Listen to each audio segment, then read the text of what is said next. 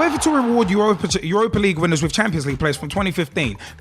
This was actually from May 24th, but we've been holding off about it because we've actually been wanting to give it a bit of airtime. Because UEFA confirmed that they will reward the winners of the Europa League from the 2014-2015 season with a place in the Champions League. The new ruling, ratified by UEFA's Congress in London, means the winners of Europe's second-tier competition in 2 seasons' time will compete in the 2015-2016 Champions League tournament. The move from European football's governing body is designed to make the Europa League a more attractive proposition for clubs battling busy domestic schedules. It is understood that Europa League winners and Champions League winners will no longer take one of the places assigned to their domestic leagues if they finish outside of the Champions League qualifying spots. That means England could have 5 Champions League places from 2015-2016 if one of its clubs lifts the Europa League in 2015 and finishes outside the top 4, but 5 places would be a maximum. So in the unlikely event of 2 clubs from the same country win the Champions League and the Europa League, yet both finishing outside of the domestic qualifying spot, the side finishing 4th would miss out. Under the changes, the Europa League winner will usually qualify directly for the group phase of the Champions League, although under some circumstances may have to go into the final qualifying round. UEFA's General Secretary Gianni Infantino also revealed that 16 teams rather than the current 6 will qualify directly for the group stages of the Europa League to help boost its prestige and lure sponsors. Now, you know what, yeah?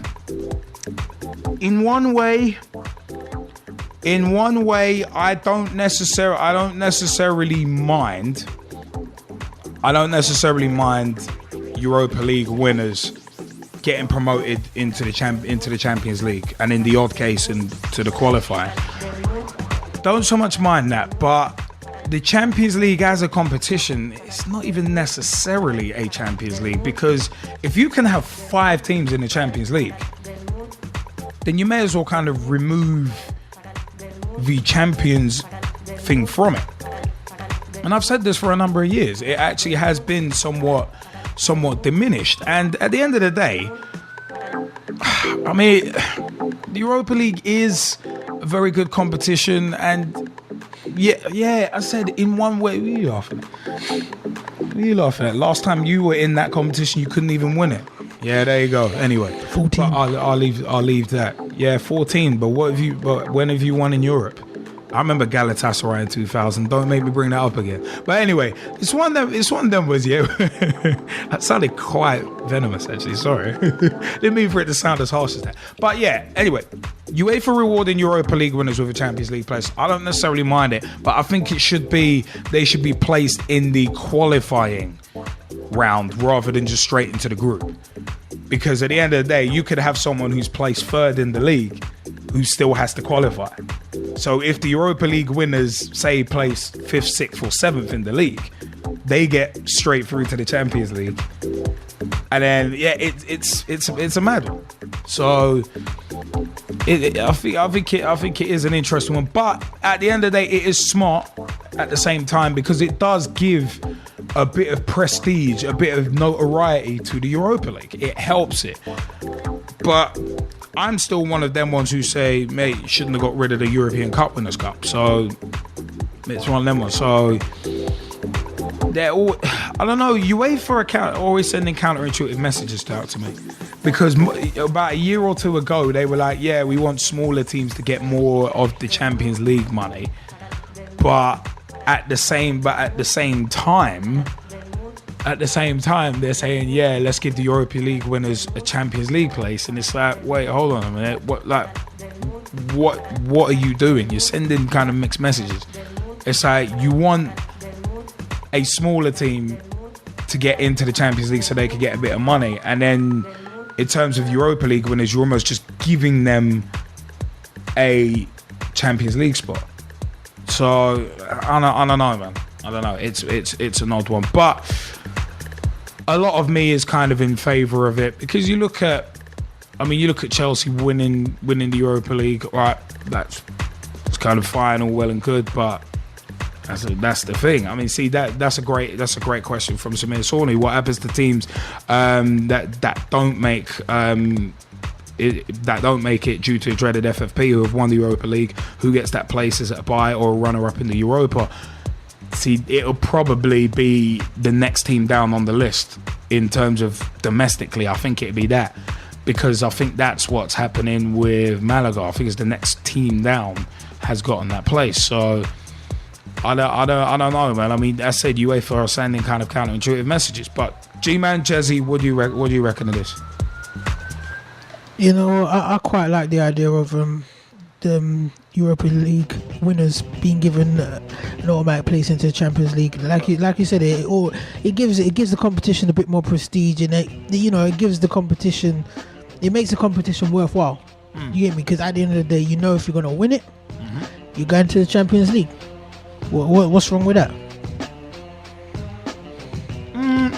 Not a great deal, but I don't know. I mean, imagine a team placing third in the league, and you placing third in the league and having to qualify, and then having to qualify, and then some team goes and wins the Europa League. They get straight into the group. You don't, even though you place higher than them in the league. To be honest, and I've always said it, as long as the rules are written and everybody knows what the rules are before the leagues have started, then it's all fair game. Just like what I said when what was it? The team that finishes fourth in the English Premier League. You know, we had that whole battle like, what if Chelsea were to win the Champions League, but then they were to finish outside. At the end of the day, if the rules are written and everybody knows the rules, and I repeat it again, it's fair game. Why? Where's the confusion? Yeah. It's in writing. Yeah. It's like a contract. But the thing is, you got obviously the Europa League is 19 games from start to finish, and it's like that's basically half a league campaign in itself. So in terms of like trying to bring notoriety and prestige back to it, you know, I've just seen something very interesting by Samir. Bring it back to being a pure knockout competition again. I wouldn't mind seeing that, because at the end of the day, a lot of teams don't prioritise the Europa League, not because you don't get a Champions League place, but just because it's so many games.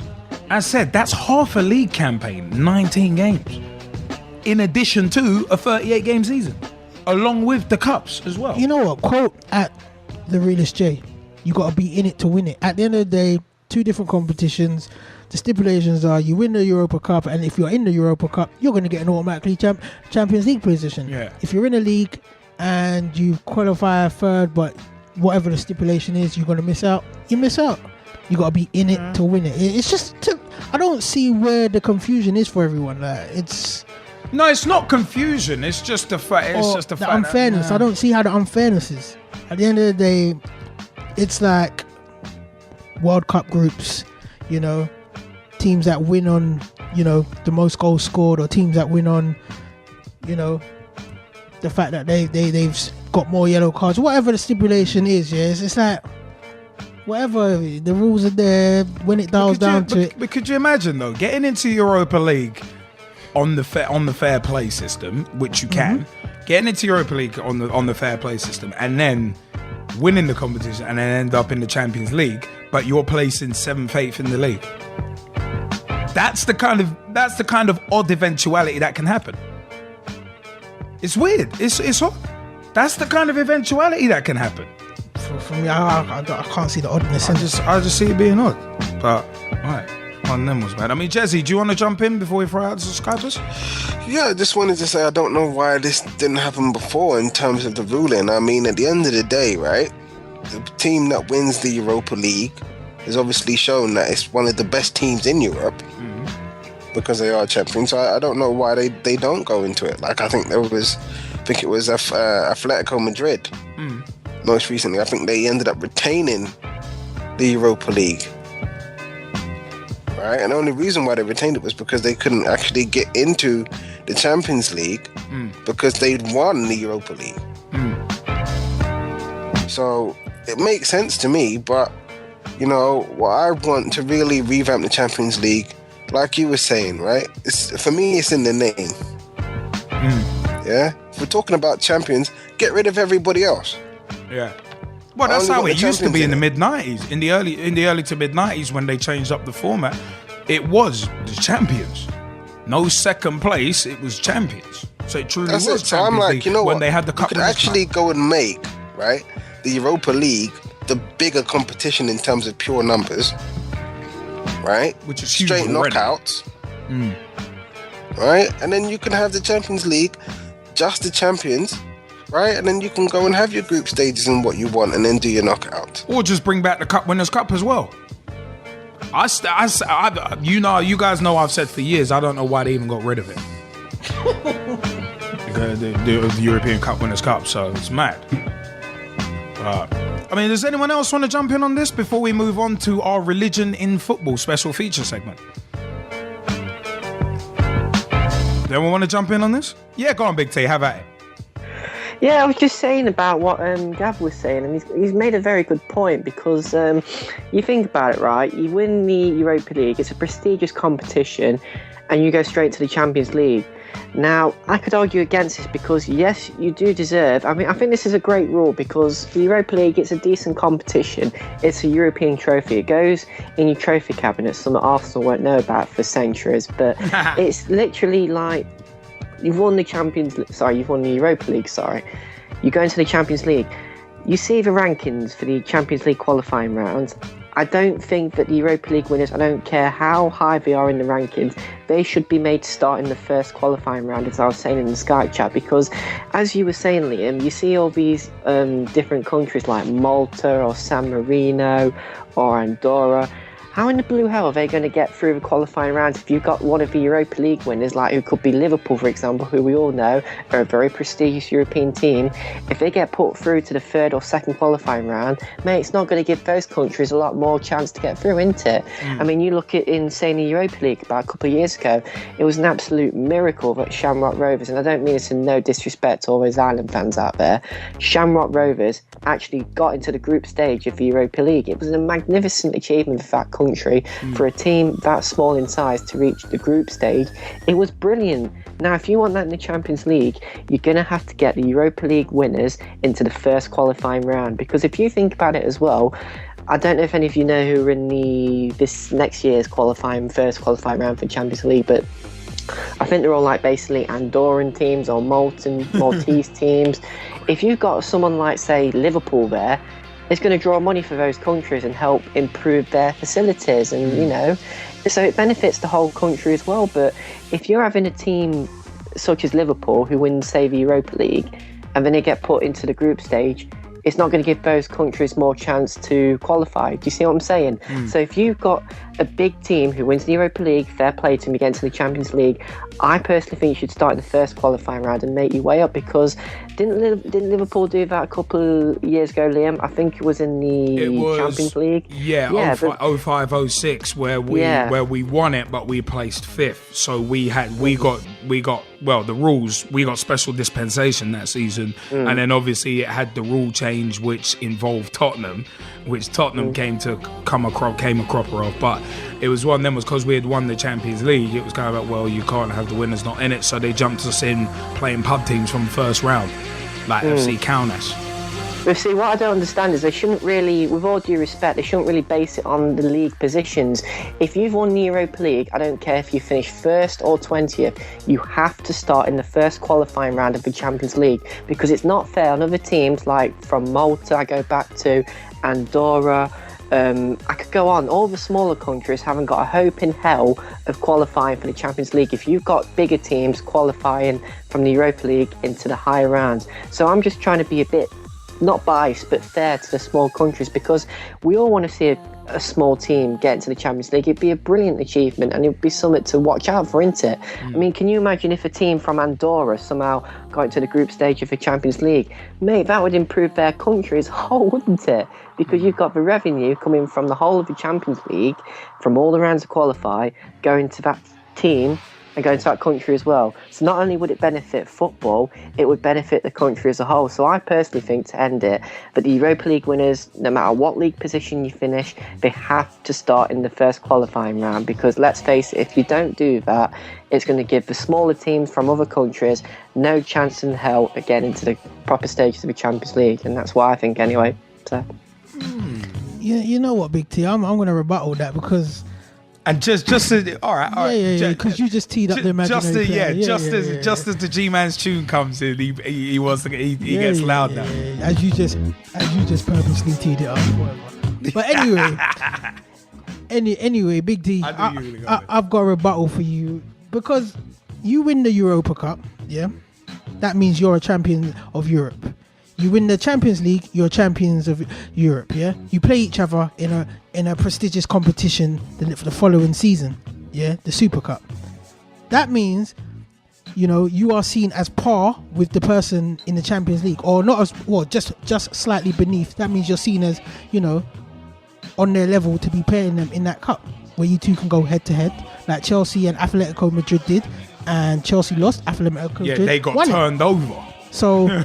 To me, I don't think it's unfair that if you win the Europa Cup and you get seeded, or not seeded, but you go through to the past the qualifying rounds of the Champions League, I don't see that as unfair at the end of the day, because if you don't do that, you're actually undermining the Europa Cup.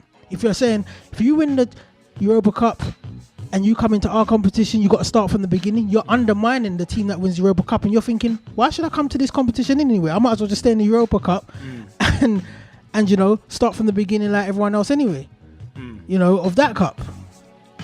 Well, because at the end of the day, it's undermining, because if you go out of that round, you've automatically, you're basically put under more pressure to qualify for a cup where really and truthfully, you're rightfully winners of the cup that you was in before, which you'll have a better chance of getting through. So it's kind of promoting talent rather than just holding them where they're at. Well, to me, it would just undermine the competition totally. Yeah. Because it would just cement. Yeah, we think your competition's crap, so we're going to give the person who wins it a chance to qualify for our competition. Not even get into our competition, qualify for our competition. Yeah. The whole point of those teams qualifying from around the world, in the qualifying stages. Yeah, basically. Is because they didn't win their league or blah blah blah. They haven't won anything. This team has legitimately won a competition, so they should be granted. That's a good shout. I mean, but Samir, you've actually said something quite interesting as well. You've actually said something quite interesting about smaller nations in the Skype chat, and you've gone on to say something else pretty interesting as well. Would you like to articulate that before we move on? Yeah, sure. My first point, I was just talking to Tom on the Skype chat. I'm with Tom in a lot of ways, but the counter argument that sort of sprang into my mind, just sort of playing devil's advocate, was that UEFA, in theory, if you read and the way they talk, and they do have an obligation to fund at the grassroots and elite level all football in that's under their watch. So say, for example, you have your Maltese or your teams from San Marino, from Northern Ireland, from the so-called smaller nations. There is cash that's flowing in. The argument that I've always felt that can occur is, you've seen in the Premier League where clubs do qualify or want to qualify for Europe or make it into Europe and then start overspending in the latter stages of the Champions League. So say they make it and they suddenly get a few results. And we've seen it happen recently, for example, it's a big country for football, but smaller clubs have made it in, like Villarreal, who got relegated when the club decided, it attracted a chairman who was willing to spend money to try and stay in the Champions League. And then what happened was that the opposite effect happened. The chairman pulled out and the club got relegated and almost, well, it only went bust, but it certainly wasn't doing one. It's only come back up now because they've had to take a different model on. Another way to look at it, for example, is what happened in Germany, a massive nation which I think the Premier League is going down. They overspent. The other point I was making was that the coefficient ranking system, if you look at it, it's heavily weighted anyway against the smaller nation. So wherever you put this club that comes through the Europa League, be it in the first round, be it in the final round of qualifying, they're still going to be put up probably. I mean, the third round, in theory, should have the third or fourth side in their domestic league playing against you. The problem is the first two rounds, you're going to get a cannon fodder game in theory. It'll be like a friendly, as far as we're concerned. Liverpool have seen it. With Kaunas and teams like that,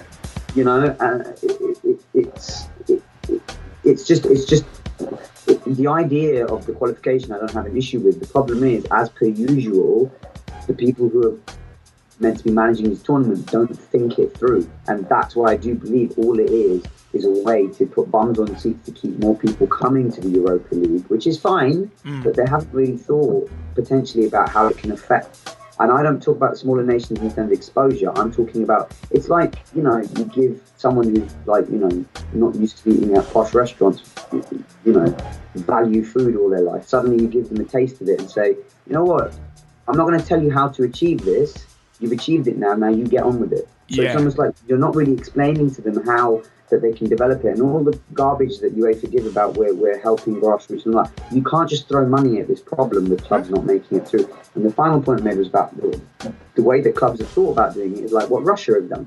You get oligarchs who come from a completely different way of life. We all know how these guys have made their money, you know, and they're now involved in Russian football, and Russian football is a plaything, and that's why if you want to make a bit of cash as a player, you go to Russia, or if you want to allegedly put a bit of so-called dirty money through to launder it a bit, allegedly, you use clubs as a little bit of a marketing or showpiece. And that's why Russian football's now, you've got things like players being brought in there from other countries, being dumped in the second division, you know, Nigerian footballers. I could tell you all sorts of crazy stories.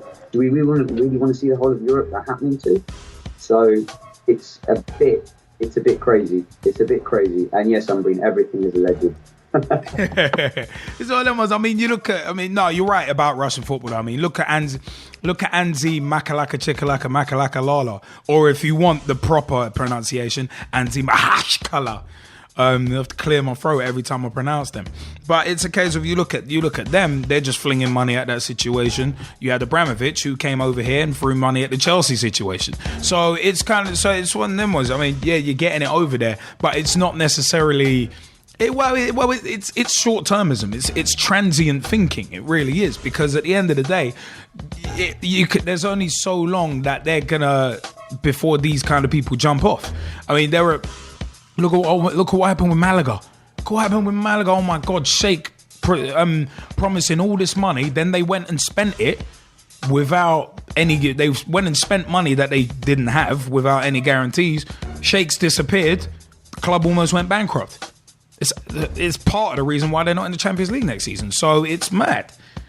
I mean, then you've got people who are not rich, but who's got gifted a gab, buying clubs in kind of leverage buyouts, and then trying to get that club into the Champions League and stuff like that, and spending loans just to do it, and again overspending. So I don't know, but this is a point that's going to rage on.